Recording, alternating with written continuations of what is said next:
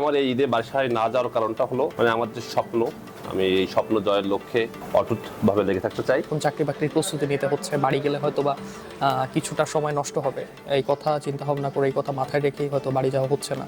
प्रेसरमा छ, रिसर्चको रिसर्च गर्नुपर्छ भन्ने प्रेसरमा छ। यो टाइम छुट्टी पाएको छ, सबैले टाइम युटिलाइज गर्छ भनेर।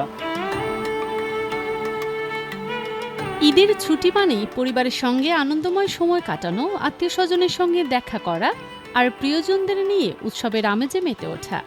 কিন্তু সবার জন্য এই আনন্দের সময়টি বাড়ি ফেরা হয়ে ওঠে না। নানা ব্যস্ততার কারণে খুলনা বিশ্ববিদ্যালয়ের অনেক শিক্ষার্থী এবারও ঈদের ছুটিতে ক্যাম্পাসে রয়ে গেছেন। কারো বাড়ি দেশের এক প্রান্তে হওয়ায় স্বল্প সময়ের ছুটিতে এত দূরের পথ পাড়ি দেওয়া সম্ভব হয়নি। আবার কেউ কেউ সামনে থাকা চাকরির পরীক্ষা ও ক্যারিয়ারের প্রস্তুতি নিয়ে ব্যস্ত সময় পার করছেন, তাই ছুটি পেলেও বাড়ি যাওয়ার সুযোগ হয়নি। অনেক শিক্ষার্থী আছেন যারা টিউশন বা অন্যান্য পার্ট টাইম কাজের সঙ্গে যুক্ত। আর্থিক দায়িত্ব কিংবা পড়াশোনার খরচ চালাতে এইসব কাজ চালিয়ে যেতে হয় বলেই তারা এখনো বাড়ি যেতে পারেননি।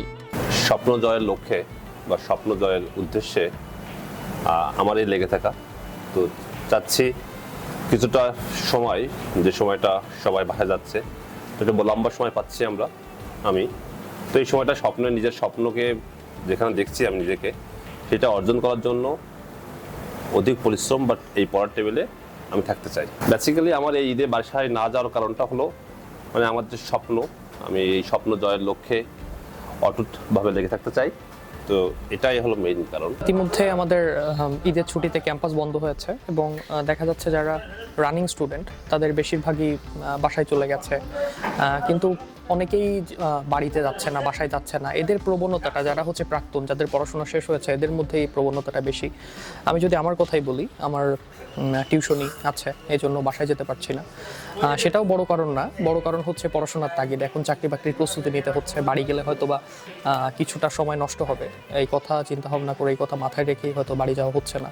ঈদটা এবার বন্ধুদের সাথে খুলনাতেই উদযাপন করব, এটাই হচ্ছে বাড়ি না যাওয়ার মূল কারণ। मेरो नाम Mukesh Kumar Mandal, from Nepal. CSC discipline 2 batch Khulna युनिभर्सिटीमा अहिले पढिरहेको छु। अहिले म 4th इयरमा हो।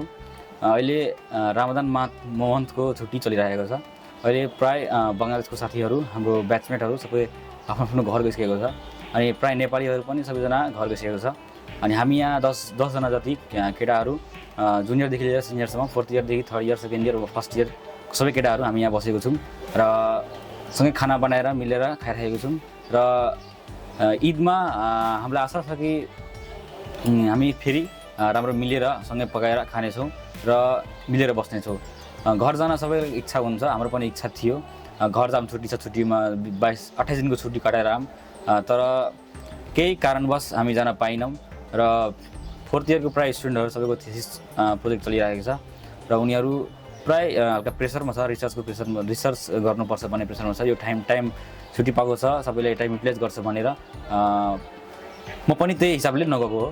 र ঈদमा प्राय हाम्रो साथीहरूले प्राय हरेकपल्ट बोलाइरहेको हुन्छ, यसपालि पनि बोलाएको छ। हामी जानेछौँ र ঈদ मनाउनेछौँ। ঈদে সবার স্বপ্ন বাড়ি গেলেও আসলে সবার স্বপ্ন যে বাড়িতে যায় এটাও ঠিক না। কারো কারো স্বপ্ন বাড়িতে যায় না। আমাদের অনেকের স্বপ্ন যে বাবা মার স্বপ্নটাকে পূরণ করা। বিশ্ববিদ্যালয়ে ছুটি দিয়েছে ঠিকই, কিন্তু বিশ্ববিদ্যালয়ের গণ্ডি পেরোনোর পরেও আমাদের মনে সে বাবা মার স্বপ্ন পূরণ করার একটা স্বাদ বা বাসনা থেকেই যায়। ঠিক সে জায়গা থেকেই এই 2026 সালে ঈদে অনেকের স্বপ্ন বাড়ি গেলেও আসলে আমাদের স্বপ্ন বাড়ি যায় না। সে বাবা মার স্বপ্নটাকে পূরণ করার জন্য আমাদের সেই অধরা স্বপ্নটা অধরাই থেকে যায়। ঈদের ছুটিতে যেখানে সাধারণত পুরো ক্যাম্পাস প্রায় ফাঁকা হয়ে যায়, সেখানে এবারও কিছু শিক্ষার্থীর নীরব উপস্থিতি চোখে পড়ছে। হলের করিডোর, ক্যাম্পাসের নিরিবিলি জায়গা কিংবা লাইব্রেরির আশেপাশে তাদের দেখা মিলছে।